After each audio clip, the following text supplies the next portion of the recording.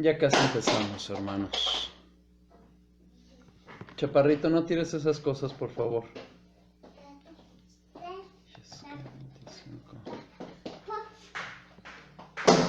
No, cuidado.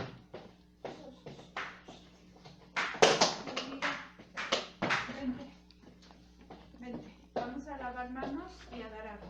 Vente. Guapo, ven.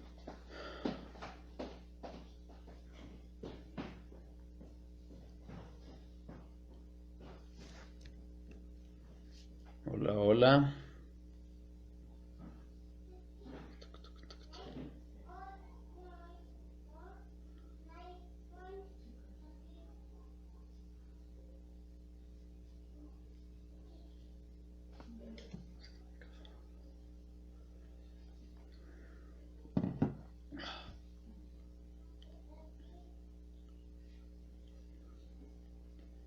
Hola, Ricardo. Hola, Coco.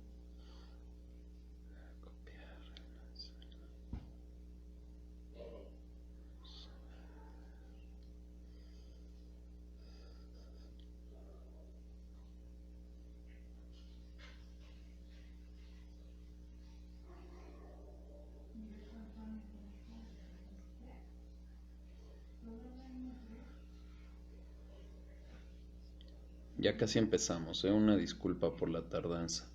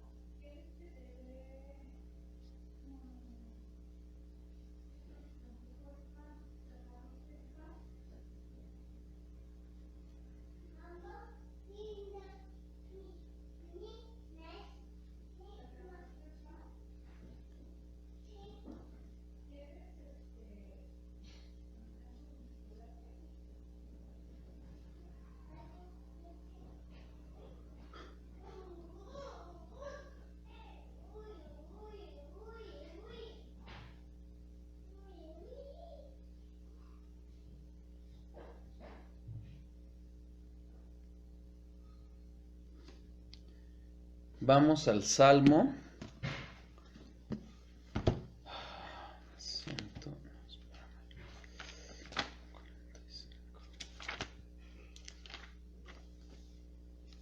Salmo 145, por favor.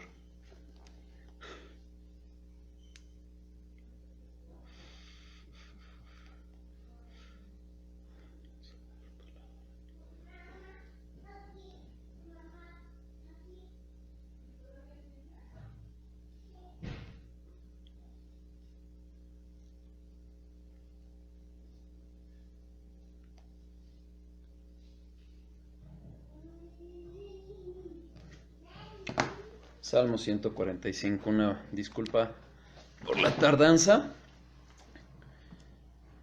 Fue un relajo, pero bueno, aquí estamos. Hola, Diego. Vamos al Salmo 145, por favor. Vamos a ver. Salmo de alabanza de David. Te exaltaré, mi Dios, mi Rey, y bendeciré tu nombre eternamente y para siempre. Cada día te bendeciré y alabaré tu nombre eternamente y para siempre. Grande es Jehová y digno de suprema alabanza, y su grandeza es inescrutable. Generación a generación celebrará tus obras y anunciará tus poderosos hechos. En la hermosura de la gloria de tu magnificencia, y en los hechos maravillosos meditaré. Del poder de tus hechos estupendos hablarán los hombres, y yo publicaré tu grandeza. Proclamarán la memoria de tu inmensa bondad, y cantará tu justicia. Clemente y misericordioso es Jehová, lento para la ira y grande en misericordia. Bueno es Jehová para con todos, y sus misericordias sobre todas sus obras. Amado Padre, te damos gracias, Señor. Te damos gracias porque si hoy estamos reunidos aún virtualmente es para adorarte, para bendecirte. Tú eres bueno, tú eres misericordioso, eres justo, verdadero, el Dios todopoderoso, creador de todo, de lo visible, de lo invisible. Gracias, Padre, porque siendo tú digno de toda adoración, de toda gloria y de toda honra, Señor, no todo el mundo se acerca a adorarte y a bendecirte, y por tu gracia, por tu misericordia nos has acercado a ti.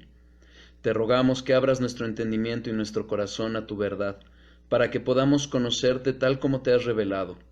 Que quites, Señor, todo obstáculo, todo mal concepto que tengamos de ti, y que podamos verdaderamente adorar y bendecir tu santo nombre en espíritu y en verdad.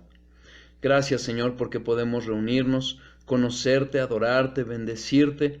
Gracias, Señor, porque tenemos una Biblia en nuestras manos y podemos predicar la verdad y escucharla con libertad. No todos nuestros hermanos tienen esas bendiciones y te rogamos por ellos. Y aún te rogamos para que nos prepares a nosotros mismos para estar firmes en tu verdad. Guíanos para conocerte, Padre. Te rogamos que tú nos abras el entendimiento y el corazón a tu verdad. Te alaben, oh Jehová, todas tus obras, y tus santos te bendigan. La gloria de tu reino digan, y hablen de tu poder, para hacer saber a los hijos de los hombres sus poderosos hechos, y la gloria de la magnificencia de su reino. Tu reino es reino de todos los siglos, y tu señorío en todas las generaciones. Sostiene Jehová a todos los que caen, y levanta a todos los oprimidos. Los ojos de todos esperan en ti, y tú les das su comida a su tiempo. Abres tu mano, y colmas de bendición a todo ser viviente. Justo es Jehová en todos sus caminos, y misericordioso en todas sus obras. Cercano está Jehová a todos los que le invocan, a todos los que le invocan de veras. Cumplirá el deseo de los que le temen, oirá asimismo el clamor de ellos y los salvará. Jehová guarda a todos los que le aman, mas destruirá a todos los impíos. La alabanza de Jehová proclamará mi boca, y todos bendigan su santo nombre eternamente y para siempre. Amén. Señor, guía nuestros corazones a ti para que podamos adorar y bendecir tu nombre, para que podamos proclamar tu verdad. Nadie puede alabar aquello que no conoce, y por eso nos reunimos para poderte conocer como te has revelado. Sabemos que tu sabiduría, tu infinitud, tu eternidad, tu trascendencia nos superan por mucho. Infinitamente hay una gran diferencia, pero te ha placido revelarte a nosotros y te rogamos que en tu gracia, en tu misericordia, lleves nuestros corazones y nuestros entendimientos a poderte conocer, a poder conocer a aquel que has enviado, porque en ello está la vida eterna, Padre. Obra en cada uno de nosotros, ponemos en tus manos este tiempo y disponemos nuestros corazones para adorarte y para bendecirte. Gracias te damos, Señor. En el nombre de nuestro Señor Jesucristo, estamos aquí reunidos para adorarte, Señor. Gracias te damos. A ti sea la gloria, la honra y la alabanza. En el nombre de nuestro Señor Jesucristo. Amén. Una disculpa por la tardanza. La verdad me quedé picado en el tema de la sabiduría que estamos viendo. Hay un punto, no sé si vamos a alcanzar a llegar hoy, qué raro, pero primero Dios espero que sí. Ok, espero que hayan tenido oportunidad de revisar el estudio que les envié. Creo que fue con suficiente tiempo para poderlo analizar. No recibí preguntas, no recibí comentarios, gracias a Dios tampoco quejas, a menos de que mi esposa no me las haya pasado, pero Creo que, bueno, ahí vamos, ¿no? Espero que vayamos con suficiente claridad. Ya es el estudio 14, si no me equivoco, acerca de la sabiduría. Entonces, bueno, pues creo que estamos abundando en este tema. Creo que lo amerita porque la sabiduría de Dios es maravillosa, ¿no? Estamos viendo muchas cosas acerca de ella. Bueno, después de haber empezado a ver un poco acerca de la sabiduría de Dios y de la sabiduría de Dios personificada en Cristo, empezamos a ver algunas características acerca de esta sabiduría. Como les comenté, son 7 características que menciona Charnock. Obviamente no es el único en el que me baso para ello, pero sí es la fuente primaria para entender estos puntos acerca de la sabiduría de Dios. En los últimos estudios, en el último estudio, empezamos a ver este punto y empezamos a hablar justamente, bueno, un poquito antes, hace 2 estudios empezamos a hablar de esto. Empezamos a ver cómo, siendo Dios el único sabio, Él es también el único originalmente sabio, es decir, en Él reside la sabiduría, Él es la fuente de la sabiduría y de Él proviene toda la sabiduría. Como segunda característica vimos que solo Dios es perfectamente sabio, es decir, no hay nada que obstaculice o que manche esa sabiduría. Su sabiduría es perfecta, es completa, lo abarca todo. Entonces, al conocer el todo completamente, como lo vimos en la omnisciencia de Dios, también su sabiduría es completamente sabia. Vimos que la sabiduría es algo esencial a Dios, tan esencial que es más correcto hablar de Dios es sabiduría que de Dios es sabio. Es un antropomorfismo lo que vemos cuando la Biblia habla de que Dios es sabio, para que lo podamos entender. La tercera característica es universalmente sabio, es decir, siendo Él el origen de todo, siendo eterno, siendo completo, siendo perfecto, su sabiduría lo abarca absolutamente todo. No hay nada que escape a la universalidad de su sabiduría. Como siguiente característica, hablamos de que Dios es perpetuamente sabio, en el sentido de que de la mano con la eternidad y de la mano con la inmutabilidad de Dios, siendo que Dios no cambia ni adquiere sabiduría, siempre, perpetuamente, eternamente ha sido sabio, no ha adquirido ni ha perdido sabiduría, a diferencia de lo que acontece con los hombres. Y empezamos a ver el quinto atributo, la quinta característica, creo que me está faltando una, déjenme checar. Sí, me salté la primera, necesariamente sabio, justamente hablando de la esencialidad de la sabiduría de Dios. Entonces, estamos viendo que Dios es necesariamente sabio, es decir, no podemos concebir a Dios sin esa sabiduría. Es originalmente sabio, es decir, Él es el origen, la fuente de toda sabiduría. Es perfectamente sabio, su sabiduría es completa, no le falta nada. Es universalmente sabio, es decir, su sabiduría lo abarca todo. Es perpetuamente sabio en el sentido de que su sabiduría es eterna y como eterna no cambia, es inmutable. La sexta característica es la incomprensibilidad de esa sabiduría. Debido a lo importante, creo yo, sobre todo para algo que debemos de entender en nuestra vida diaria, ahí voy a retomar el estudio. Lo que alcanzamos a ver en el estudio pasado, va a ser una especie de repaso, no me voy a detener tanto como en el estudio pasado, pero sí quiero que vayamos punto por punto, porque primero Dios, hoy vamos a terminar la incomprensibilidad de la sabiduría de Dios. Si voy muy rápido, por favor envíenme un mensaje, creo que aquí los estoy viendo.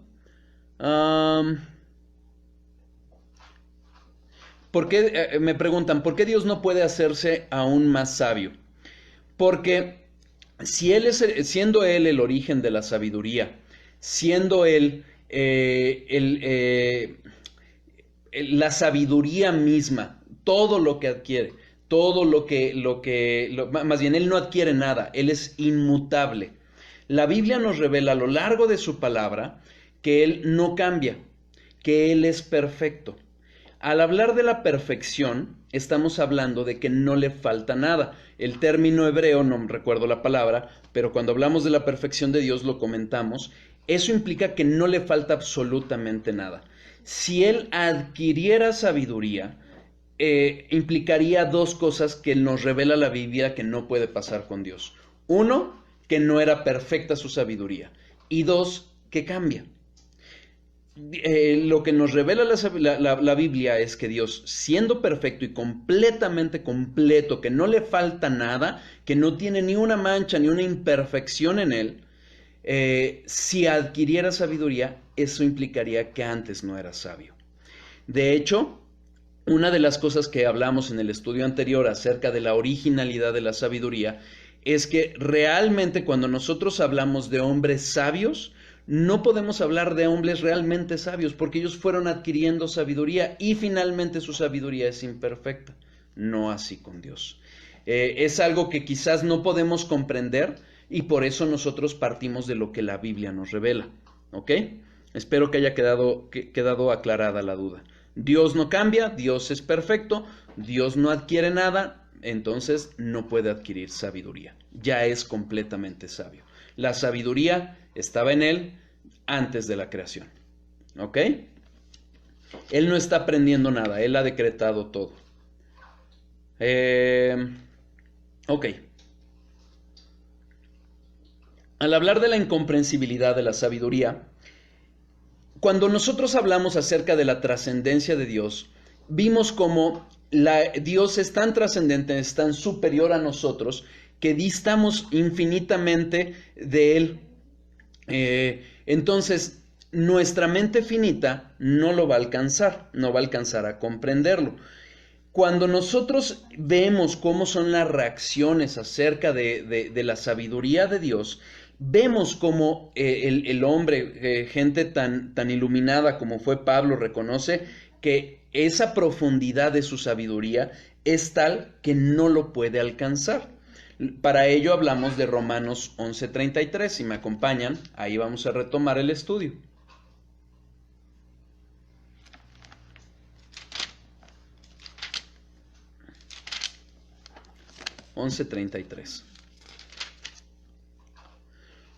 Romanos 11:33. Oh profundidad de las riquezas de la sabiduría y de la ciencia de Dios, cuán insondables son sus juicios e inescrutables sus caminos. Hablamos justamente de que esta profundidad y esta incomprensibilidad, inescrutabilidad de su sabiduría implica que siendo Dios infinito, solo Él puede conocer completamente esa sabiduría. Solo lo infinito puede comprender lo infinito. Nosotros, siendo seres creados, siendo seres limitados, no vamos a poder alcanzar aquella sabiduría. Y como lo decía Charnock, hay una inescrutable profundidad en todos sus decretos y en todas sus obras que no podemos comprender la razón de sus obras, mucho menos las de sus decretos. Es tal la profundidad de la sabiduría de Dios, lo inalcanzable para nosotros que no lo vamos a comprender. Job 11, 6 y 7 se lee lo siguiente.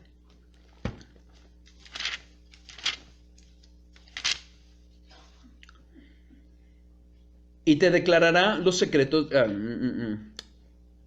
Vamos a leer desde el 5. Mas, oh quien diera que Dios hablara y abriera sus labios contigo, y te declarara sus secretos de la sabiduría, que son de doble valor que las riquezas. Conocerías entonces que Dios te ha castigado menos de lo que tu iniquidad merece.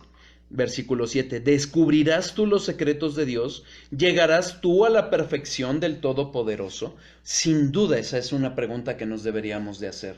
¿Por qué? Porque siendo nosotros seres creados, finitos, con muchas limitaciones y más aún manchados por nuestro pecado, evidentemente es una pregunta retórica cuya respuesta es no. No tenemos la capacidad para conocer esa sabiduría a su plenitud. Veíamos cómo cuando hablábamos de la inmensidad que no puede hallar límites espaciales, o la eternidad que no puede hallar medida en cuestiones de tiempo, así la sabiduría no puede ser confinada o limitada a un modo particular. Dios siempre va a actuar sabiamente y siempre va a rebasar las expectativas que teníamos. Si recuerdan, hablamos de la forma en que Dios encarnado, Jesucristo, sanó al sordo mudo, y lo hizo de una forma en que no lo esperaba la gente. Dios, en su sabiduría, Él obra, todas sus acciones, todos sus decretos están hechos con sabiduría. Todo lo que hace Dios es algo sabio. Pero nosotros vemos que finalmente Él habita en una luz inaccesible, como lo revela Primera de Timoteo 6, 13 a 16. Primera de Timoteo 6, 13 a 16 lee lo siguiente.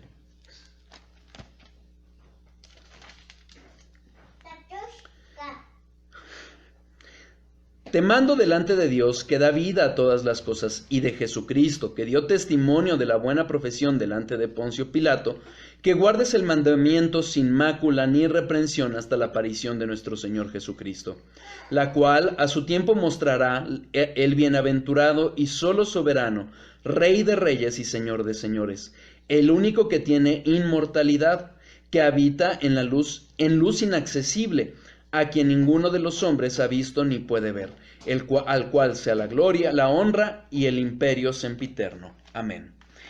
Habla Pablo aquí, revela que Cristo, que Dios, habita en una luz inaccesible. Y como lo veíamos en el estudio pasado, esto refiere a la gloria de Dios. La gloria de Dios son todos los atributos de Dios en su plena manifestación. Eso está completamente velado a nosotros. Entre esos atributos está la sabiduría y está la providencia.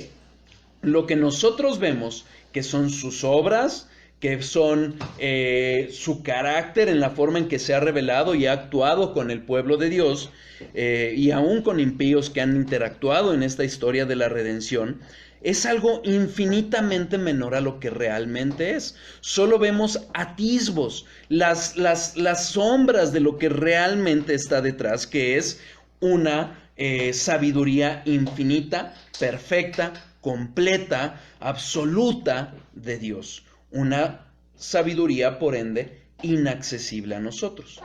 Por eso nosotros hablamos... Ajá, chaparrín. Ahorita lo arreglamos, perdón. Entonces, lo que nosotros vemos en la palabra es que justamente a qué nos refiere ella.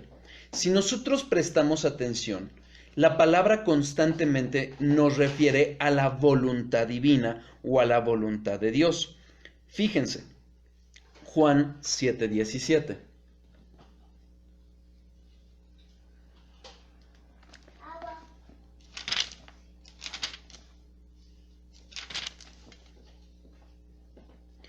El que quiera hacer la voluntad de Dios conocerá si la doctrina es de Dios o si yo hablo por mi propia voluntad.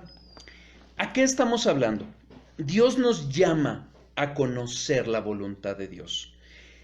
No nos llama a conocer su sabiduría, aunque a través de su voluntad podemos conocer algo de su sabiduría.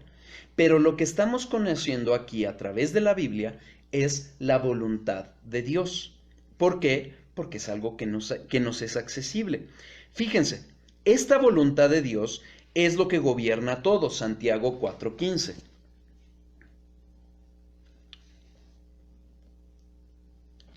Santiago 4:15. Hablando de justamente de cómo hay gente que dice, mañana voy a hacer esto, mañana voy a hacer aquello. Y lo que lo reprende Santiago dice, en lugar de andar diciendo eso, en lugar de decir, de lo cual deberías decir, si el Señor quiere, viviremos y haremos esto o aquello. La voluntad de Dios es aquello que gobierna todo. Dios gobierna aún aquello que habremos de hacer. Sin duda, en la voluntad de Dios empezó un poco tarde el estudio. ¿Por qué? Porque me quedé clavado estudiando este atributo. En la voluntad de Dios ocurren muchas cosas. Ojo, Dios no es un títere.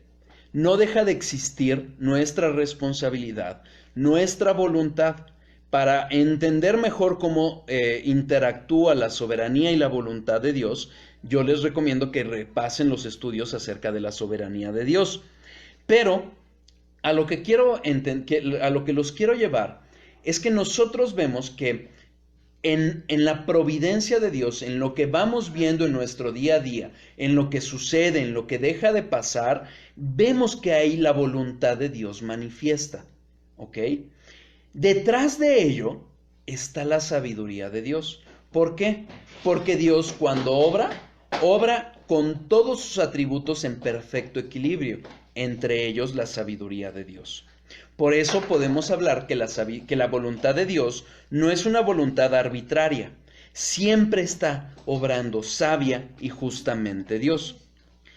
Pero ¿qué pasa? ¿Qué es lo que hace la palabra de Dios? Al hablarnos de la voluntad de Dios, o hablarnos o al mostrarnos acerca de la sabiduría de Dios, la palabra de Dios nos apunta hacia su voluntad.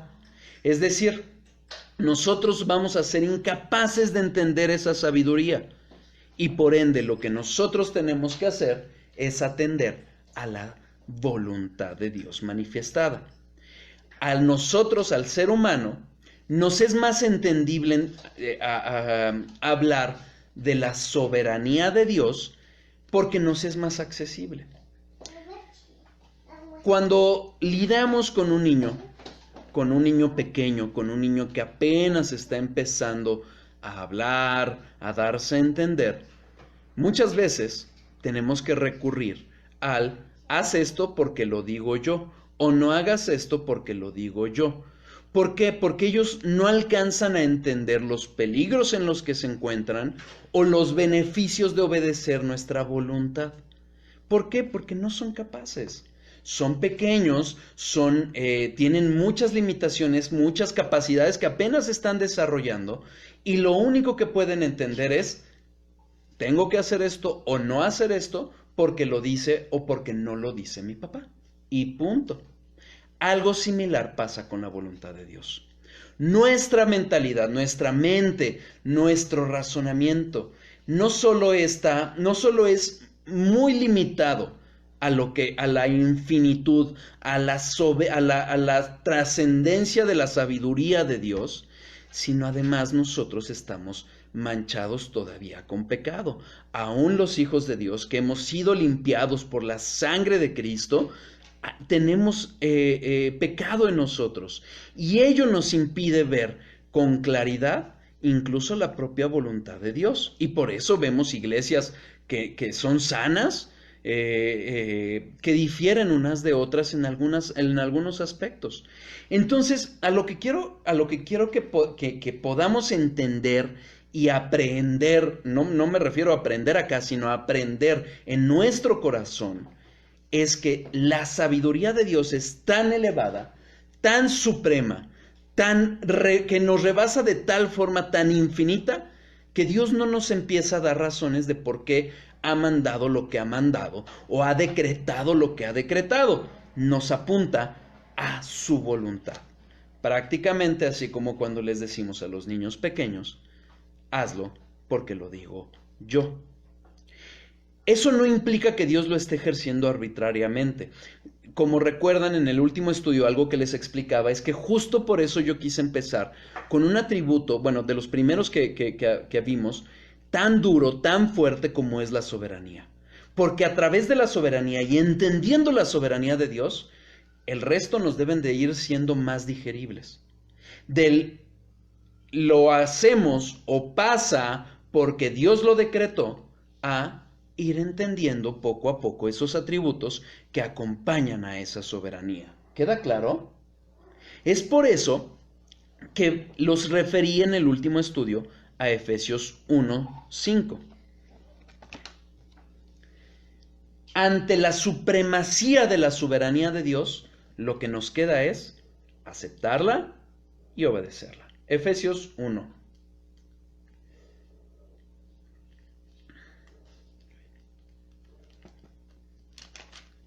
Efesios 1. Vamos a leer desde el 3 hasta el 10. Bendito sea el Dios y Padre de nuestro Señor Jesucristo, que nos bendijo con toda bendición espiritual en los lugares celestiales en Cristo, según nos escogió en Él antes de la fundación del mundo, para que fuésemos santos y sin mancha delante de Él. En amor, habiéndonos predestinado para ser adoptados hijos suyos por medio de Jesucristo, según el puro afecto de su voluntad, para alabanza de la gloria de su gracia, con la cual no nos hizo aceptos en el amado, en quien tenemos redención por su sangre, el perdón de pecados según las riquezas de su gracia, que hizo sobreabundar para con nosotros en toda sabiduría e inteligencia, dándonos a conocer el misterio de su voluntad, según su beneplácito, el cual se ha propuesto en sí mismo, de reunir todas las cosas en Cristo en la dispensación del cumplimiento de los tiempos, así las que están en los cielos como las que están en la tierra. ¿Cuántas veces referimos a estos versículos para hablar acerca de la soberanía de Dios en la salvación? Si recuerdan, si estuvieron con nosotros estudiando la soberanía y en concreto la soberanía en cuanto a la salvación, atendimos constantemente a estos versículos. Si nosotros ponemos atención, evidentemente podríamos sacar predicaciones y predicaciones, porque aquí estamos hablando de la predestinación de Dios, de la elección de Dios, de la encarnación de Cristo, de la sabiduría, la inteligencia, pero quiero llevarlos a dos versículos, versículo 5 y versículo 9. Fíjense. En amor, habiéndonos predestinado para ser adoptados hijos suyos por medio de Jesucristo, según el puro afecto de su voluntad. El puro afecto de su voluntad. Versículo 9, dándonos a conocer el misterio de su voluntad. ¿Qué nos está dando a conocer Dios? Las razones que están detrás de su soberanía, detrás de su voluntad, detrás de la elección, detrás de la encarnación, o lo que nos está dando a conocer es su voluntad. Nos da a conocer su voluntad porque esa es más accesible a nosotros, es más fácil de entender, de aceptar, porque la sabiduría es inescrutable, es incomprensible a nosotros. Lo que a la conclusión a la que debemos de llegar con humildad es que Dios es sabio. ¿Por qué? Porque Él mismo se ha manifestado sabio. A través, como lo vimos desde el inicio de este atributo, a través de la historia de la redención, a través de lo que incluso ha obrado en la vida de cada uno de nosotros, que hoy estamos conociendo un poco más de Dios, podemos entender que hay un ser sabio, inteligente, que lo ha ordenado todo y que nos ha traído aquí, a conocer al supremo bien de todos, que es Dios mismo. Nos deja ver que hay sabiduría, pero no vamos a comprender esa sabiduría. Es por eso que para no solo entender la palabra, sino para aceptarla, no basta la razón. Necesitamos también, no excluye la fe a la razón. Necesitamos razón y fe. Como un medio, como un órgano, como lo maneja Herman Bavinck, independiente para conocer, necesitamos la fe. Si nosotros entendemos que Dios es sabio, va a ser mucho más fácil aceptar su voluntad. Va a ser mucho más fácil para Nando entender, por ejemplo, que debe de obedecer a sus papás, o para nosotros que nos debemos, por ejemplo, congregar los domingos, a simple y sencillamente empezar a cuestionar cada detalle. Dios nos rebasa de tal forma en su sabiduría que no nos la da a conocer. Explotaría nuestra cabeza. Todo lo que Dios hace, lo hace sabiamente y soberanamente. Si fuéramos realmente humildes, si fuéramos realmente mansos, nos bastaría entender que Dios, siendo soberano, tiene el derecho, se me fue la palabra, la potestad para determinar lo que Él quiere y nosotros habremos de obedecerlo. Pero también debemos entender una cosa: Dios no solo es soberano, Dios no solo es todopoderoso, Dios no solo es trascendente, Dios es sabio. y se ha ordenado las cosas, si ha decretado las cosas, si ha hecho lo que ha hecho, si pasamos lo que pasamos hoy, ayer, mañana, todo eso está en las manos de un Dios no solo todopoderoso, no solo soberano, sino además sabio. Y como si Dios nos permite más vida y tiempo, veremos también amoroso, también misericordioso, también compasivo. Pero entendamos una cosa, Dios es infinitamente sabio, con una sabiduría que nos es incomprensible y que no queda más que aceptarla y obedecerla. Estamos llamados a hacer su voluntad, aunque no entendamos la sabiduría que está detrás de ello. Salmo 143, 10. Salmo 143, 10.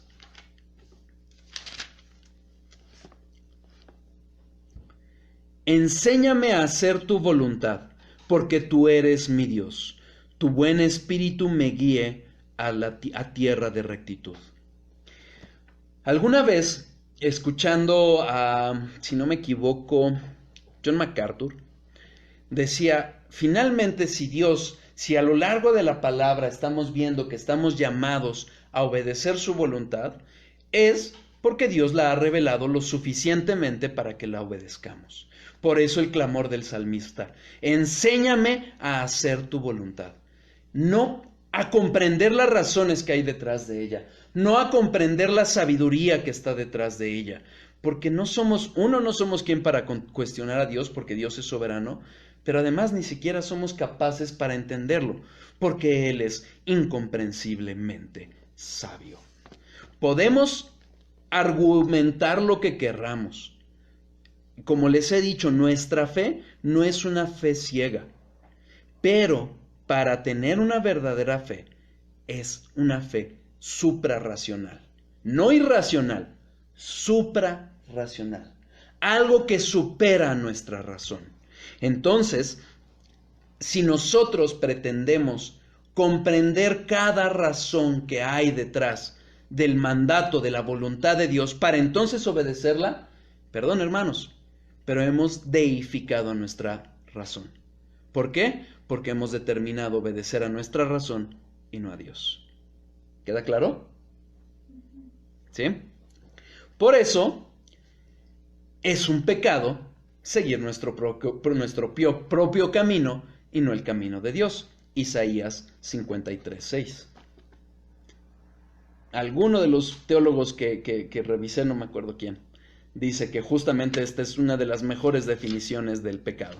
Isaías 53:6. Isaías 53 es uno de los capítulos más difíciles de aceptar por los judíos. ¿Por qué? Porque hablan del sufrimiento del siervo de Dios, Cristo. Marcos nos revela a Cristo como el siervo de Dios. Sin duda nos habla de esa deidad. Pero bueno, no me meto en eso porque si no vamos a desviarnos por completo. Isaías 53:6.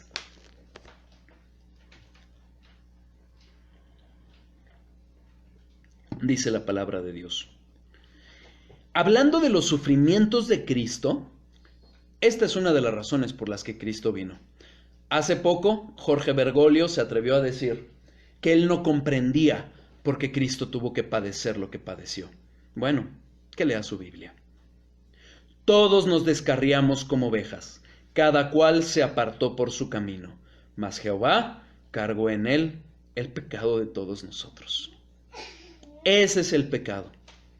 Apartarnos de los caminos de Dios para seguir nuestros propios caminos. Sí, Dios te hizo un ser racional, sí, Dios te hizo un ser inteligente, pero no más que Él. Por el contrario, infinitamente menos racional y menos inteligente que Él. En su misericordia nos ha dado su palabra, para que esa conciencia que está manchada, que nos dio con su palabra moral, con su ley moral, que ya está manchada, pueda ser esclarecida a través de la voluntad revelada. Como dice Charnock, aunque esa sabiduría que yace en lugares secretos del ser divino sea inaccesible como sí lo son los efectos de su soberanía y poder en el mundo visible, nos podría dar una explicación de su proceder, mas no la entenderíamos. Dios no es necio. Él sin duda tiene las razones, la sabiduría que respalda cada decisión, cada decreto de lo que hemos pasado. Nosotros solo estamos viendo los efectos. Con su soberanía, con su poder, lo vemos en nuestro mundo. Vemos los efectos de esa voluntad soberana, poderosa de Dios actuando. Pero no vemos la explicación detrás. ¿Por qué? Porque simple y sencillamente nos rebasaría. Dios no haría esa necedad. No puede hacer, no valdría la pena, como les dije, llenar infinidad de libros, infinidad de Biblia, de bibliotecas, con explicaciones que no entenderíamos. ¿Por qué? Porque además finalmente también una de las cosas que demanda Dios es fe. Entendamos eso. La concatenación de sus obras y sus decretos no la entendemos. Asumamos que son sabios. ¿Por qué? Porque Dios es sabio. Dice nuevamente Charnock, Dios no solo es más sabio de lo que podemos concebir, sino de lo que podemos imaginar. ¿Se acuerdan cuando hablamos acerca de Dios es espíritu?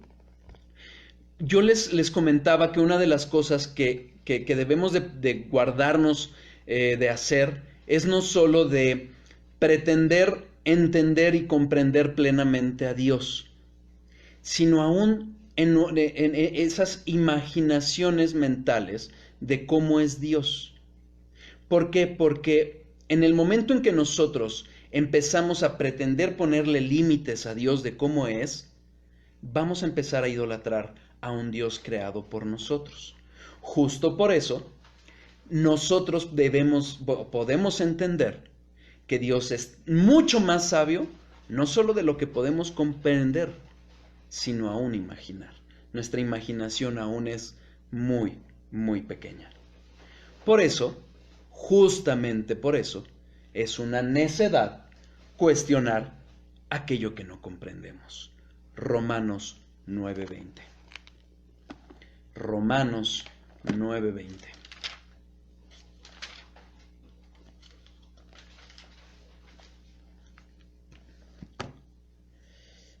En Romanos 9,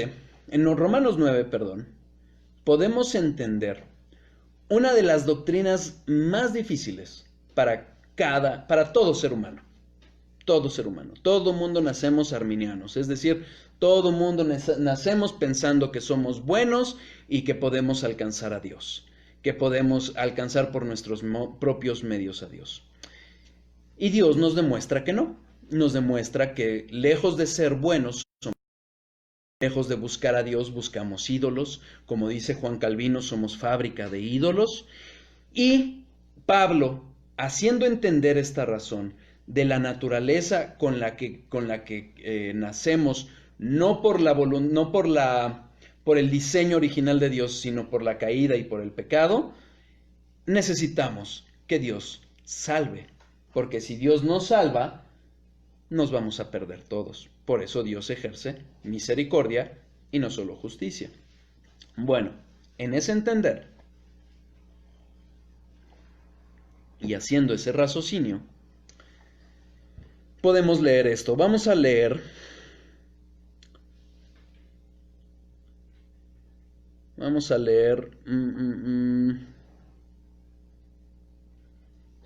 desde el 6 para poder entender un poquito. Este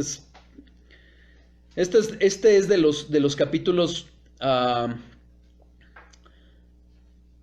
más apreciados por aquellos que profesamos las doctrinas de la gracia, porque te humilla.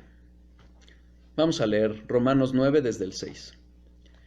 No que la palabra de Dios haya fallado, porque no todos los que descienden de Israel son israelitas, ni por ser descendientes de Abraham son todos hijos, sino en Isaac te será llamada descendencia. Esto es, no los que son hijos según la carne son los hijos de Dios, sino que los que son hijos según la promesa son contados como descendientes.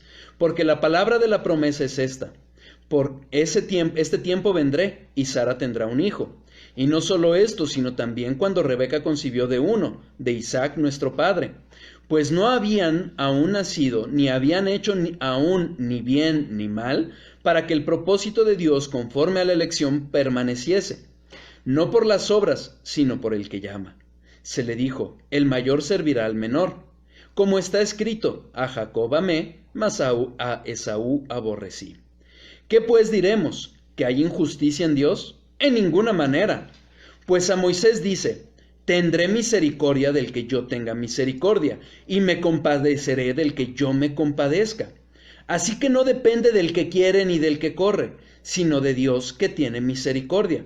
Porque la Escritura dice a Faraón, para esto mismo te he levantado, para mostrar en ti mi poder, y para que mi nombre sea anunciado por toda la tierra. De manera que de quien quiere tiene misericordia, y al que quiere endurecer, endurece. Pero me dirás, ¿por qué pues inculpa? Porque ¿quién ha resistido a su voluntad? Hasta ahí, versículo 19, ahí nos quedamos tantito. Si nosotros vemos, es el dilema que nosotros analizamos al hablar de la soberanía. Es difícil entender cómo Dios ama, por ejemplo, a Jacob y aborrece a Esaú.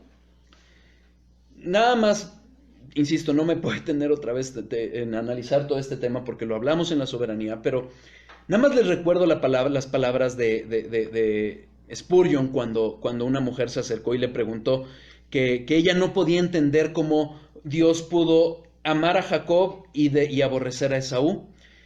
Spurgeon le contestó, la verdad yo tampoco lo entiendo.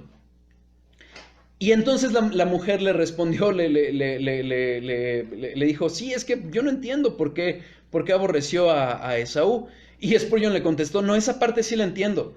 Esaú no le interesaba la bendición de Dios, era un hombre engañador, era un hombre duro. Lo que yo no entiendo es por qué lo amó a Jacob.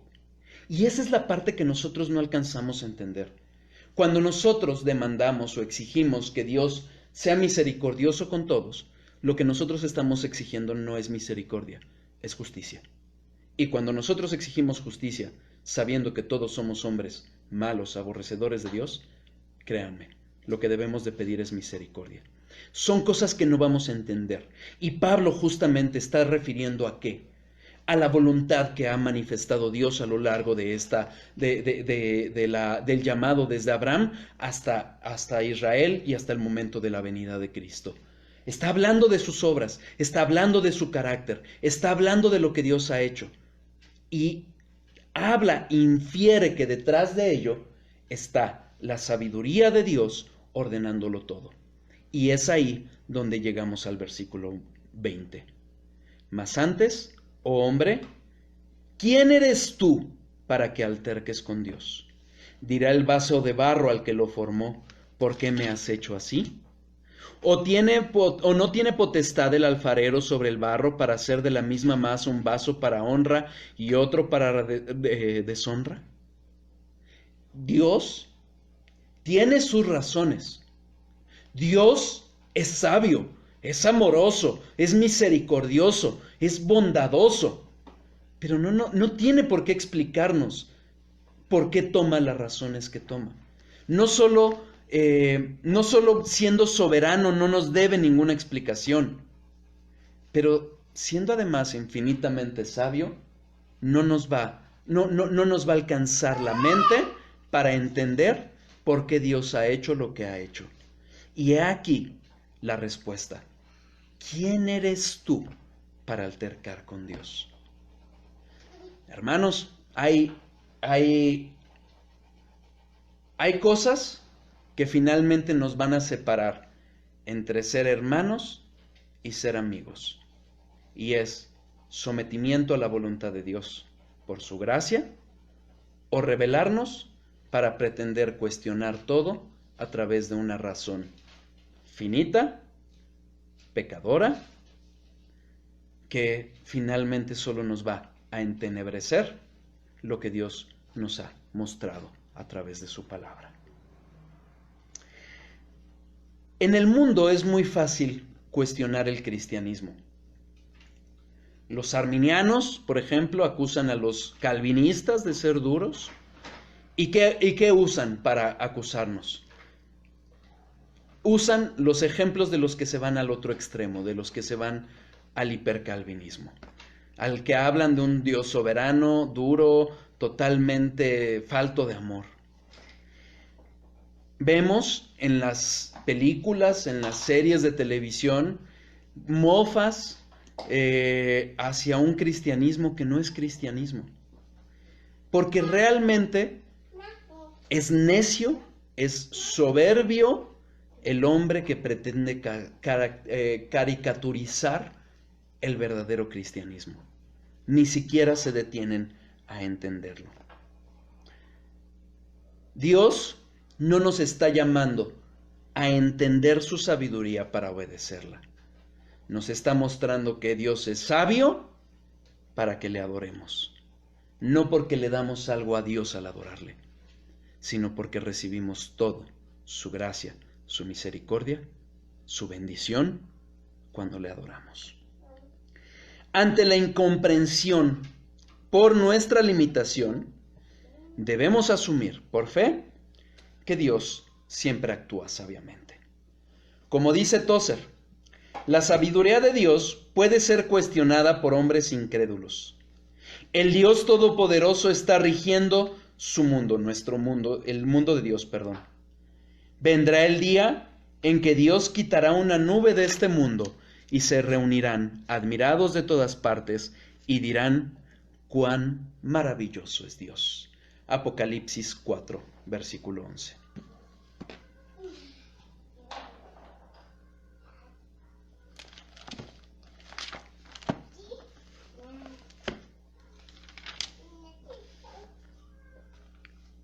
Señor, digno eres de recibir la gloria y la honra y el poder, porque tú creaste todas las cosas y por tu voluntad existen y fueron creadas. Apocalipsis 5, versículos 9 y 10. Y cantaban un nuevo cántico diciendo, digno eres de tomar el libro y de abrir sus sellos, porque tú fuiste inmolado y con tu sangre nos has redimido para Dios, de todo linaje y lengua y pueblo y nación, y nos has hecho para nuestro Dios reyes y sacerdotes, y reinaremos sobre la tierra. Versículo 12. Que decían a gran voz, el Cordero que fue inmolado es digno de tomar el poder, las riquezas, la sabiduría, la fortaleza, la honra, la gloria y la alabanza. Toda rodilla se doblará ante Dios. Toda lengua confesará que Cristo es Rey.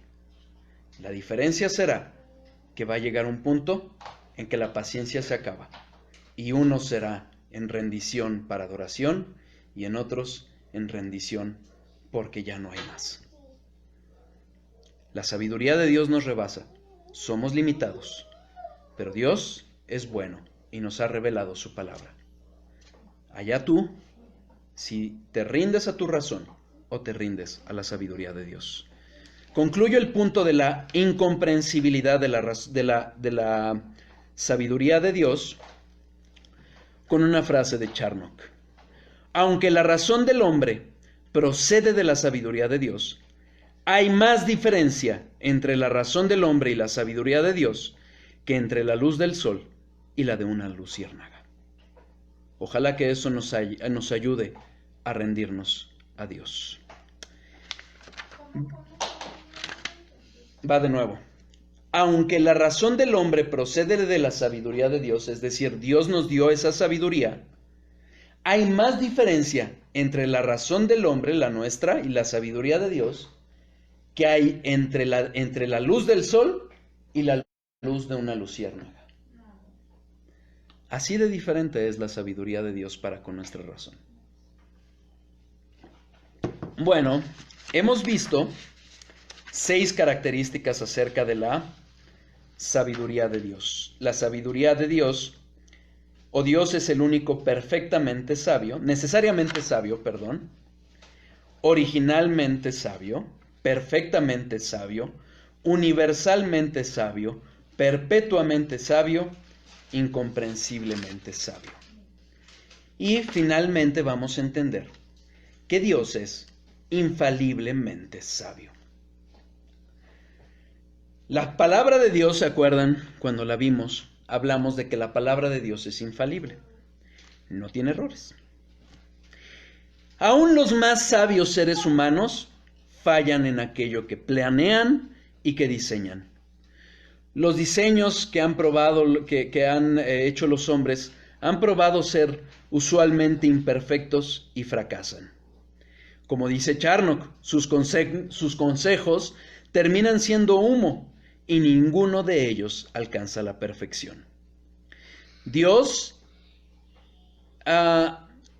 siempre abarca el fin, es decir, Dios cuando diseña, cuando planea algo, lo hace viendo ese fin por delante. Como lo vimos, la sabiduría de Dios implica alcanzar el mejor fin, que es el de Dios, a través de los mejores medios.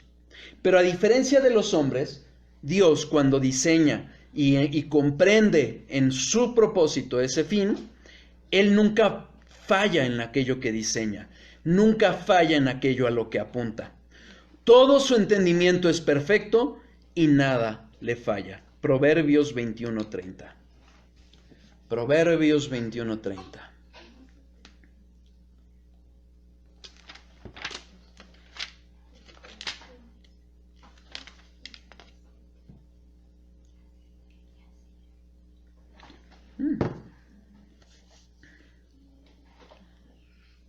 No hay sabiduría, ni inteligencia, ni consejo contra Jehová. No lo hay. Como dice Tozer, Dios juzga en vista de los fines últimos. Perdón, es que ya me dio frío. Ya me dio frío. Dios juzga siempre en vista de los fines últimos y supremos y trabaja hacia esos fines con impecable precisión.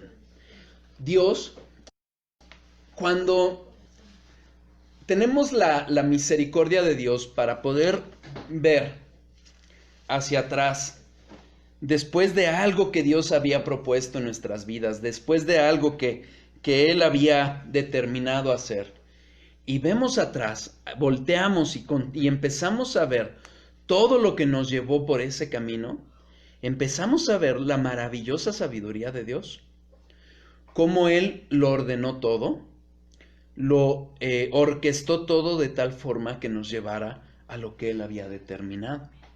Y como lo dice Tozer, lo hace con impecable precisión. Toda otra sabiduría, cualquier otra sabiduría, aún la de todos los hombres unidos, aún la de ellos unidos con los ángeles caídos, está sometida a la sabiduría divina, porque toda la sabiduría proviene de Dios. ¿Se acuerdan cuando hemos hablado acerca de la caída del hombre? Cómo Satanás tentó a la mujer a través de hacerla codiciar el fruto prohibido. ¿Qué sucede justo después? ¿Te acuerdas, mi amor? ¿Qué sucede justo después de la caída? ¿Qué hace Dios? ¿Cómo? O sea, cuando ya los expulsa del paraíso. Al expulsarlos, antes de expulsarlos. Los busca y busca que se arrepientan, ¿no? Los busca, los insta para arrepentirse, no lo hacen. Ajá. ¿Qué hace? Los viste Sí. con pieles de animales y, como lo hemos visto, les da la primera promesa del Evangelio. Lo que nos enseña Dios a través de ello, antes de darles la promesa, y lo que aprendemos a lo largo de la Biblia, es que esa promesa ya estaba diseñada desde antes de la creación. Dios ya lo había diseñado.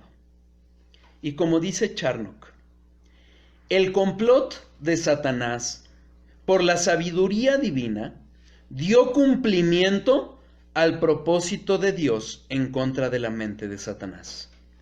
el decreto de la redención en Cristo, el fin de la creación del mundo, cabalgó al mundo en los lomos de la tentación de la serpiente. La serpiente creía que le iba a ganar a Dios, pero Dios ya estaba mucho más adelantado que ello. Dios había diseñado ese plan perfecto de la salvación, encaminando a la humanidad a ese fin perfecto, supremo, sublime que es Dios mismo, y lo hizo por el medio perfecto, el Evangelio. Por eso cuando vimos al inicio de este atributo, vimos que Pablo llega a la manifestación que nos muestra Romanos 16, 27 acerca del único y sabio Dios después de examinar todas las obras de Dios. Cómo había salvado de hombres pecadores, culpables, aborrecedores de Dios, dando a su Hijo, mostrando la sabiduría a los ángeles a través de la iglesia y viendo cómo Dios había orquestado todo en un perfecto diseño. Dios nunca se equivoca. Isaías 55, versículos 10 y 11. Isaías 55, versículos 10 y 11. Porque como desciende de los cielos la lluvia y la nieve, y no vuelve allá, sino que riega la tierra y la hace germinar y producir, y da semilla al que siembra y pan al que come, así será mi palabra que sale de mi boca. No volverá a mí vacía, sino que hará lo que yo quiero, y será prosperada en aquello para que la envíe. Dios es soberano, Dios es eterno, es todopoderoso, pero Dios también es sabio. Y sin coartar la libertad con la que pecamos, la libertad con la que nos rebelamos contra Dios, Dios ha diseñado todo perfecta y sabiamente para el fin que ha decretado. Lo que se dice de su palabra aplica a su decreto, aplica a lo que Él decretó desde antes. Incluso si nosotros recordamos al hablar de la sabiduría como la voluntad de Dios, vimos cómo incluso la palabra misma, la Biblia misma refiere a que su palabra tiene identidad con Dios mismo. Nunca va a fracasar lo que Dios ha decretado. Nunca lo harán fracasar las legiones de hombres y demonios, porque Dios va a cumplir lo que sabiamente ha decretado. Y lo ha decretado de una forma tal que el hombre, y aún el que se extravía, el impío, aún Faraón buscando acabar con su pueblo, aún Asiria, ejecutando el juicio sobre su pueblo, haciéndolo libre y voluntariamente, todo cumplió lo que Dios había sabiamente diseñado. Isaías 14, versículos 24 a 27. Ya estamos acabando. Jehová de los ejércitos juró diciendo: ciertamente se hará de la manera que lo he pensado, y será confirmado como lo he determinado, que quebrantaré al asirio en mi tierra, y en mis montes lo hollaré, y su yugo será apartado de ellos, y su carga será quitada de su hombro. Este es el consejo que está acordado sobre toda la tierra, y esta la mano extendida sobre todas las naciones, porque Jehová de los ejércitos lo ha determinado. ¿Y quién lo impedirá? Y su mano extendida, ¿quién la hará retroceder? Sí, hermanos, hay soberanía, sí, hay omnipotencia, pero detrás de todo ello y conjuntamente con todo ello está la sabiduría de Dios que ha decretado lo que ha de acontecer. Cuando Satanás tentó a la mujer, lo hizo libremente, pensando que iba a acabar con Dios. Cuando Satanás tentó a Judas para entregar a Jesucristo, no veía lo que iba a hacer Dios, la redención de sus hijos. Como lo dice Charnock, la sabiduría de la criatura es una gota de la sabiduría de Dios, y es como una gota al océano. nunca alcanzará a la sabiduría divina, que es infinita y sin límites. Recordemos el caso de José que vimos hace unos estudios, cómo en la maldad pensada por los hermanos de José, Dios tenía la redención de todo un pueblo y la redención de hoy los que somos sus hijos. Como dice Tozer, si Dios probara, no sabría nada más que nosotros. Nunca necesita retroceder. Es decir, si Dios a lo largo de la historia fuera probando lo que va aconteciendo, fallando, error, no sería mejor que nuestra sabiduría. Pero lo que nos revela la palabra es que la sabiduría de Dios es perfecta y lo ha diseñado todo desde el principio. Concluyo con esto. Por ello, lo que Dios decreta nunca se echa para atrás. Isaías 31:2. Isaías 31:2.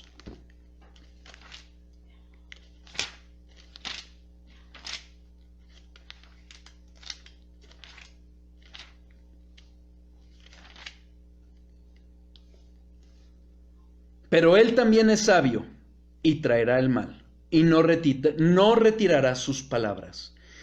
Se levantará, pues, contra la casa de los malignos y contra el auxilio de los que hacen iniquidad.